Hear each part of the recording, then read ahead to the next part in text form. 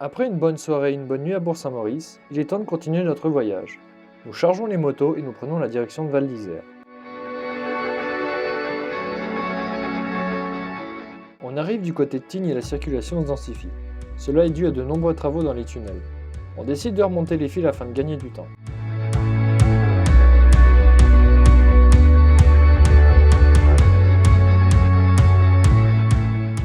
Avant d'attaquer notre premier col de la journée, on s'arrête dans une boulangerie afin de prendre un petit déjeuner. Ce sera l'occasion pour nous de discuter de nos futurs projets de moto et de road trip. Après avoir bu un bon café, nous prenons la direction du col de Livran. Le paysage est tout simplement magnifique, et pour l'instant, nous avons de la chance, il n'y a pas trop de monde. On décide alors de s'arrêter pour faire quelques photos et vidéos.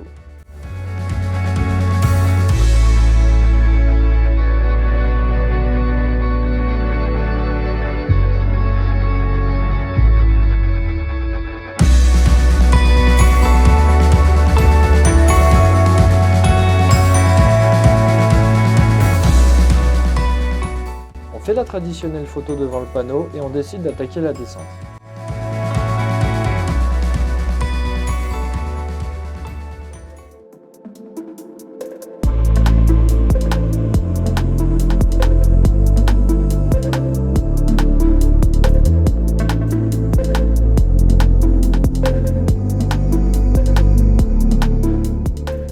La route est tellement belle et nous avons la chance de croiser personne.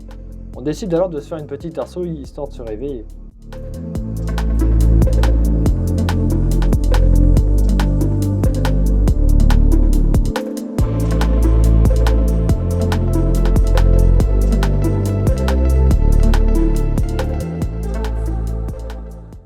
Quelques kilomètres plus loin, on décide de faire un crochet par le célèbre Mont-Cenis et son lac.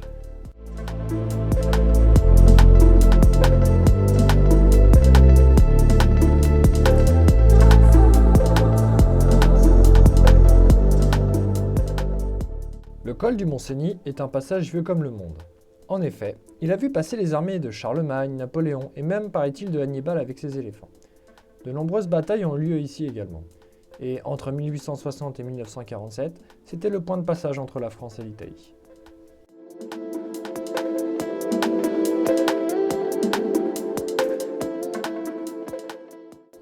On décidera de s'arrêter manger au refuge du col. Ce sera pour nous l'occasion d'avoir une bonne leçon d'histoire et un bon moment de rigolade. Franchement, j'en dis pas plus, je t'invite à y aller pour constater par toi-même. En tout cas, si tu peux, vas-y, tu ne seras pas déçu par le paysage et l'ambiance.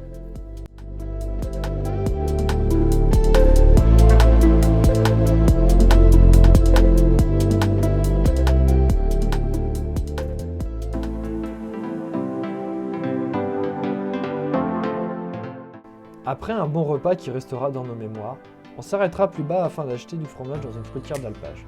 Puis, il sera enfin temps de prendre la direction du col du Télégraphe.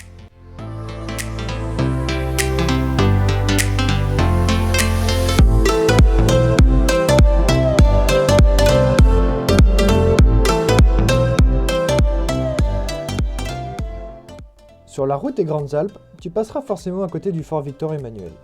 Construit entre 1819 et 1834, il avait pour rôle de défendre le royaume de Sardaigne au XIXe siècle d'une éventuelle invasion française. En effet, à cette époque, une partie du sud-est de la France faisait partie du duché de Savoie, qui était lui-même la propriété du royaume de Sardaigne. On arrive au pied du Télégraphe et il est bientôt 15h passées. Pour le coup, il y a vraiment beaucoup de monde sur la route. Ça se double et ça se redouble. Tu vois cette dépanneuse devant ? Crois-moi que le mec il sait conduire car mine de rien il avoine pas mal. Il enchaîne les virages comme s'il avait les yeux fermés, c'est vraiment impressionnant. Ne m'en veux pas mais je t'aurais bien filmé l'arrivée au Télégraphe. Mais malheureusement, problème de caméra. Mais à la plage, je t'ai filmé autre chose qui vaut vraiment le détour.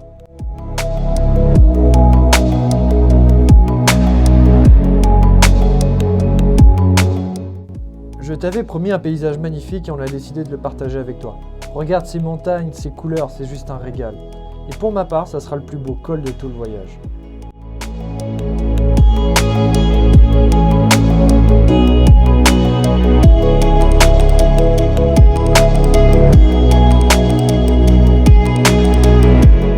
C'est la fin de journée. Il fait beau, le soleil est là, la route est pas trop fréquentée. On décidera d'ouvrir les visières pour sentir l'air frais sur nos visages. Cela nous permettra ainsi de sentir des sensations uniques de liberté.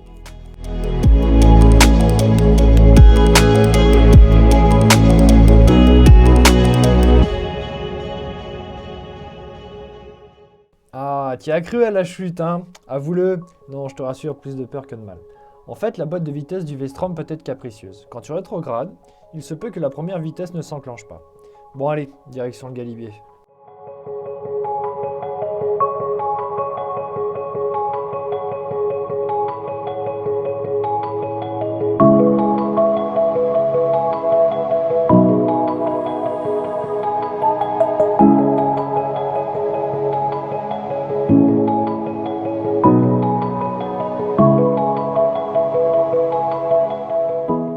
Après une bonne pause, on entamera la descente qui elle aussi est comme la montée. J'en dis pas plus, allez profite.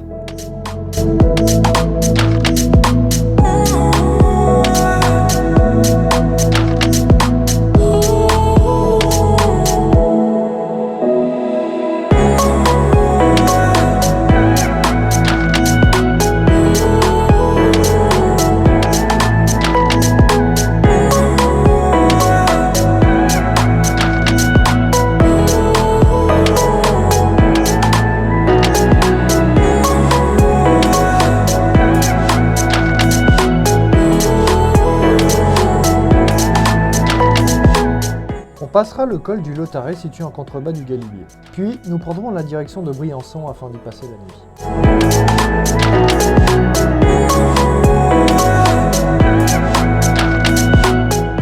Après un bon barbecue, on ira se coucher avec tous ces paysages en tête. Allez, bonne nuit et à demain.